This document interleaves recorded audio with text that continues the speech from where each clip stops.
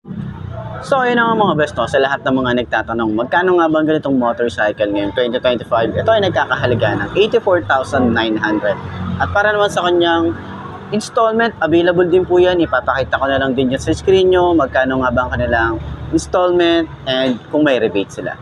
So sa tingin nyo, sulit nga bang presyo niya ngayong 2025? Comment nyo naman yun sa baba para at least, at para naman dun sa mga nakagamit na ganitong motorcycle, baka pwede nyo i-share dyan sa comment section ano nga ba yung mga naging experience nyo sa motorcycle na to.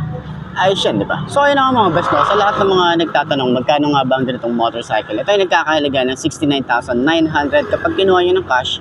At syempre available sila sa installment. Papakita ko na lang din dyan sa screen nyo kung magkano nga ba ang kanilang months, or ayan, nakalagay naman dyan sa screen nyo para at least meron kayong idea magkano nga ba ang ganitong motorcycle kapag cash and installment. So meron din yung rebate kung merong available na nakalagay dyan, okay? So para naman doon sa mga nakagamit na ng ganitong motorcycle, baka pwede nyo i-share dyan sa comment section ano nga ba yung mga naging experience nyo sa motorcycle na to, para at least doon sa mga gustong bumili ng ganitong bagong motorcycle na to, meron na silang idea para doon talaga sa mga legit na owner na to. So, ayun. Sa tingin nyo, sulit nga bang presyo niya yung 2025? Comment nyo naman yan. Ayos yan, di ba?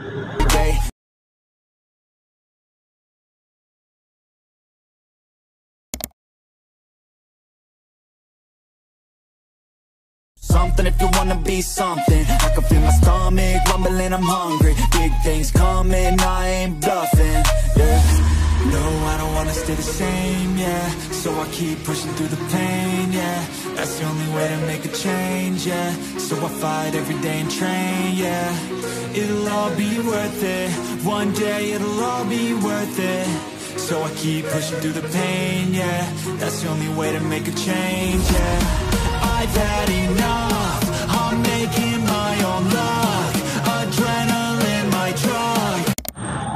So yun na nga, ngayong 2025, mauupuan natin itong Yamaha Gravis or Yamaha Mio Gravis 125. So nagustuhan ko yung looks niya, makita nyo naman yun sa walk around. Nagustuhan ko yung looks niya, tapos yung kanilang color variant, yung bago niya. So marami nagsasabi, marami dumadaan dito, akala nila nung una is Aerox, pero ito talaga, mukha talaga siyang Aerox na pinaliit lang. Tapos para siyang pinagsama-samang NMAX, Aerox, parang ganun yung niya. Tapos presyo ng Honda Click, 'di ba? Parang mga ganun lang. Ganun lang yung presyuhan niya, kaya sobrang sulit din ang isang to. So, side stand muna natin. Ganyan ang itsura niya. Yan, gusto ko yung pagkakahiga niya, gusto ko yung pagkaka-side stand niya. Mukhang hindi siya alanganin, no, mabuwal sa mga parking. So, nagustuhan pa natin dito yung gulay board na sobrang luwag din. So, ayan, upuan na natin. 5 to ang aking height. Tingnan natin, abot ba ng 5'2"? Sobrang tingkayad, pero kapag naitayo na natin siya, sobrang naman, gaan. Okay, manageable naman. So, ganyan ang itsura natin. Sobrang lawak din nung ating gulay board, kaya kahit meron tayong mga gamit dito, pwede natin ditong ilagay. Tapos hassle-free pa kapag nagpagas tayo. Nandito na rin sa unahan yung gas tank niya, 'di ba? So, yun yung kagandahan dito sa Mio Gravis. Tapos, mukha siyang maxi scooter kung titingnan. 'Di ba, kahit 125cc, panalo pa rin. Then meron na rin siyang blue core, naka Y-Connect na rin siya. Papakita na lang din yan, or nakita nyo naman na yung specification niya. Turning radius niya, sobrang lawak din. Ayan, diba? Sobrang lawak din turning radius. Shock niya, maganda yung shock. Ayan, 'di ba, sa harap. Ayan, sa likod naman, maganda rin yung shock dito sa likod. Shock sa harap. Ayan, medyo may tumutunog lang ng konti, pero siguro sa langis yan. Pero ayan, nawawala-wala na. Ayan. So, ang gaan.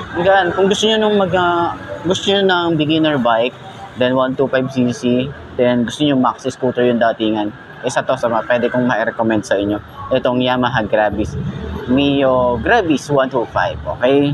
So, lalagay ko na lang din dyan yung contact number ng Premium Bikes Baliwag para at least, daming S, no? Premium Bikes Baliwag, para at least makapag-rekta na kayo sa kanila, mag-inquire kung gusto nyo ng ganitong motorcycle. Ayos yan. So, center stand natin. Tingnan natin kung magaan ba siya yung center stand, kung madali lang ba siya.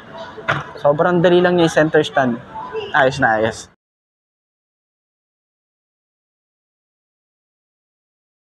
Don't let fatigue get in your way. Cause 10% of something is better than nothing. You better do something if you wanna be something. I can feel my stomach rumbling, I'm hungry. Big things coming, I ain't bluffing, yeah.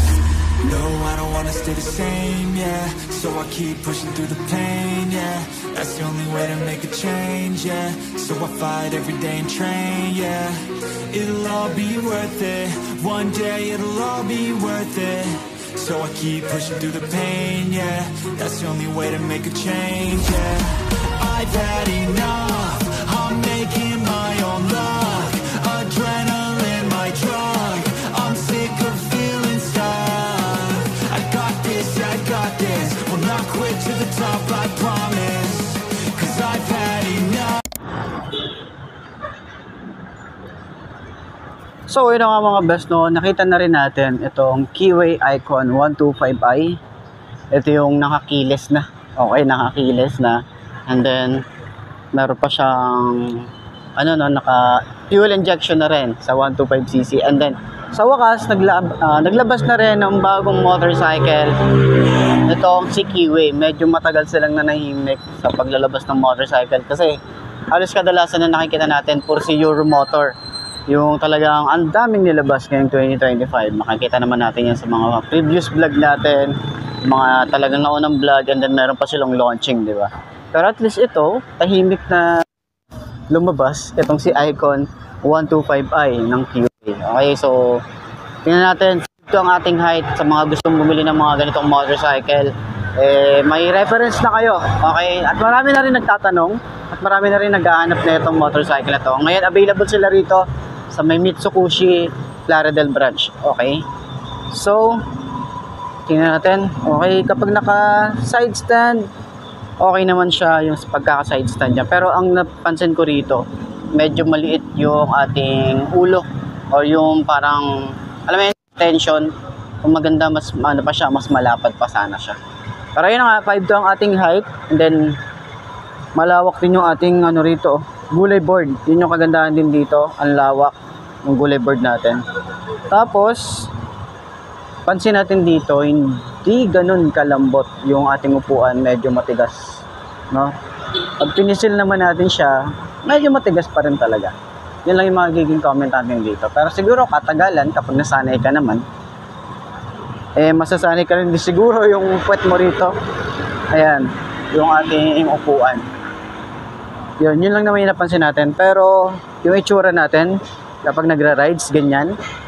Yung OBR natin, malawak din yung ating OBR. So mga pang siguro to, no? Mga kasing laki siya, kung nagtatanong kayo, kasing laki siya ng Easy 125. Okay, ng Euromotor. Pero parang mas bulky siyang tingnan sa harap. Mukha siyang click tingnan sa harap. Pero yun na nga, ganyan yung itsura natin. Tingkayad, pero hindi hirap tayo, no? Manageable naman. Kaya naman natin i-manage to, i-maneuver. So yung turning radius niya, malawak din naman. Okay, yung shock niya sa harap, maganda rin. Ayan.